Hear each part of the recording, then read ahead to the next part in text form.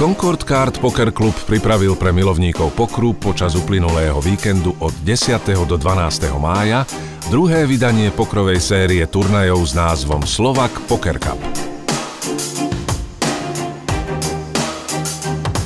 Buy-in do turnaja bol vo výške 150 eur s možnosťou re-entry za 130 eur, pričom garancia turnaja bola fantastických 15 000 eur. To už sa celkom aj oplatilo, no nie, priatelia?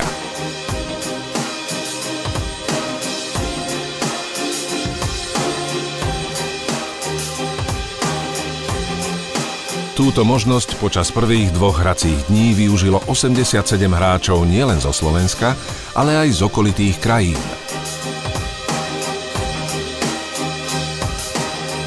15-tisícový štartovný stek a 40-minútové levely vytvárali dokonalý priestor pre hru, ktorú si naši hráči vychutnali do sítosti.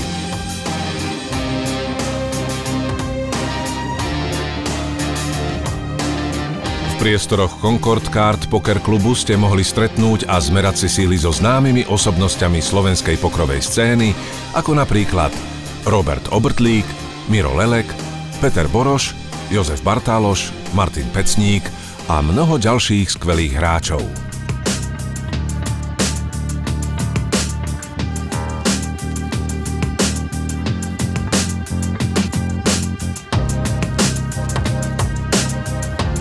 Tento turnaj sa konal pod záštitou Ledbrokers.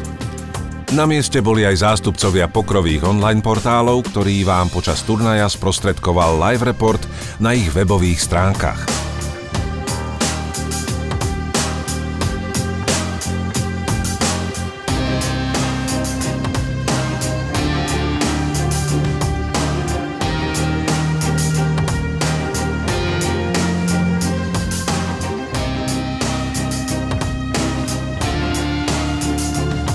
Vo finálový deň si 11 najúspešnejších hráčov zmeralo sily o pohár pre víťaza a každý sa snažil ukrojiť si čo najväčší podiel z 15-tisícového prize poolu.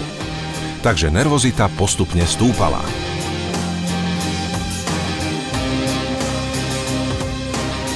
Finálový stôl postupne opúšťali Andrej Racek, Laco Červený, jediná ženská zástupkyňa Saška Janíková, Mórička, Miro Biznár, Boris Gál, Andrej Cintula. V heads-upe sa stretli Goran Hristovský a Omar Šuster.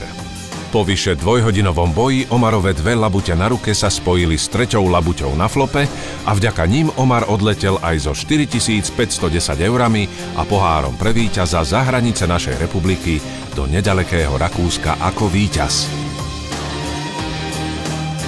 Ďakujeme všetkým zúčastneným a tešíme sa na júnové pokračovanie turnaja Slovak Poker Cup, ktoré sa bude konať 14. až 16. júna v Concord Card Poker Klube, kde za buy-in 180 eur budete môcť zabojovať o celkový prize pool 20 000 eur.